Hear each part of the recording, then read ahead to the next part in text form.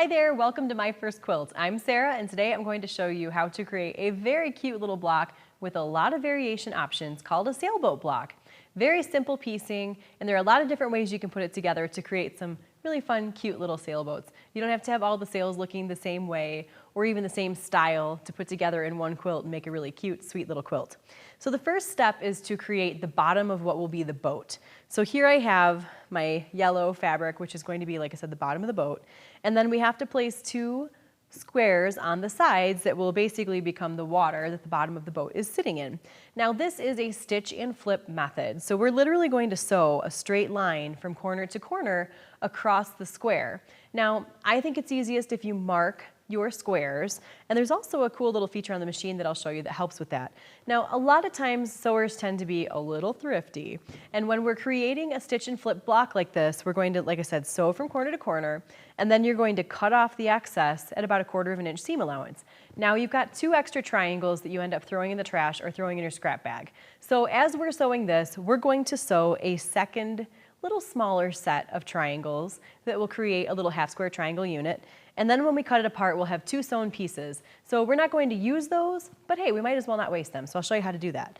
Now to start with, usually I'm using a 1/4 inch foot when I'm stitching, but because we're sewing diagonally across that line, I'm going to switch to the standard sewing foot with a center straight stitch.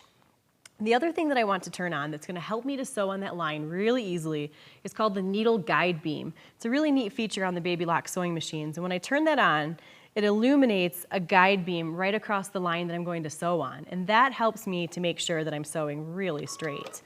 It's easier than trying to just follow the markings or the needle and the presser foot along the line. So I line it up so that my needle is going to land right in my marked line, and I've got my guide beam positioned so it's going to go straight across my line, and that just, again, helps me to stay straight.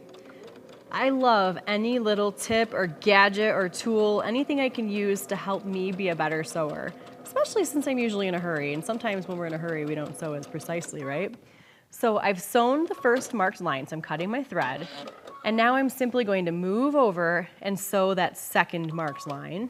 And again, just make sure you line it up nice and straight. And maybe at home you're not using a bright red thread. Do that just so that you can really see. Here we go, and I'll cut. Chain piecing is a little bit harder when you're sewing at diagonals like that. It's a little bit harder to position the fabric underneath the foot when you have diagonal sewing lines. So I usually work one at a time when I'm working with sewing across squares like this. So now that I have my two sewn lines, I'm going to cut right between them on the dashed line.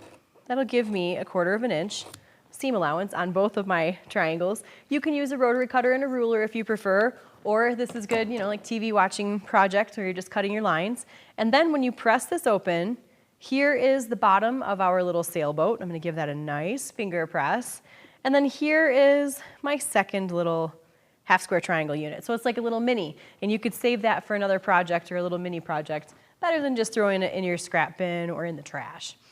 Now that I've sewn that on, I'm going to attach the ocean. So I found this really cute little fabric that looks like you're under the sea. It's got little sand dollars and seashells, and make sure when you're going to sew this that you're sewing it to the bottom of the boat, which is the narrow side, not the top of the boat.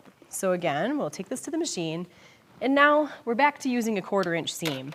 So you can decide if you like using your standard foot or your 1/4 inch foot. I generally always use my 1/4 inch foot. Snap that on real quick, and then line up my edges.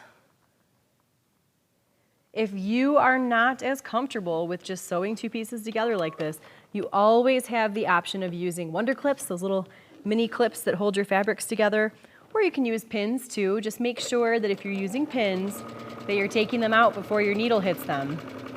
Really important to make sure you don't sew over pins.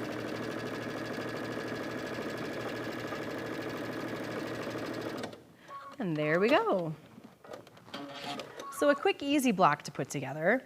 There is the bottom of my boat with the water, and I've got my little ocean fabric. And next you would create a lot of half square triangle units. They're not the same size as your scrap fabric, unfortunately. And then you can kind of play with different layouts. So you end up creating 4 of these little half square triangle units for each and every block. I'm going to move these out of the way and just kind of show you some different layout options you've got. So if we bring this over here, Traditionally, you'd have all of your sails facing the same direction. So I've got my print fabric in the bottom left corner on each of those. And there's just a really simple, basic, traditional sailboat block. After that, you would place your water on the sides. You would sew these together, sew these together, sew those two strips together, and then attach your water on the sides. Now there are some different things that you can do. You could play with different colors in your sails. Maybe you want to have a couple of green sails in there, okay? Or you could even turn them around and make a different shape of sails. There we go, like that. So think about your favorite sailboats you've seen as you've been out on the water. You can turn them around. Maybe one of them has only 3 sails instead of 4. So a lot of different things that you can play with. Now, not all sailboat blocks are created with the 4 half-square triangle units like that.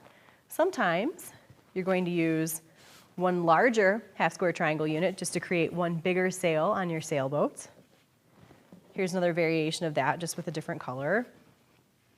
And if you really want to have fun, you can also piece your half-square triangle unit, and then you have a little pieced sail. So I hope that I've inspired you to get out your favorite nautical prints and play with a sailboat block. A lot of different variations you can use, and I encourage you to play with some of those different variations all in one quilt. Make yourself a cool little scrappy quilt. This is a really neat way to use up some of your scrap fabrics too. Thanks for watching, and we'll see you next time. This episode of My First Quilt has been brought to you by Baby Lock, for the love of sewing.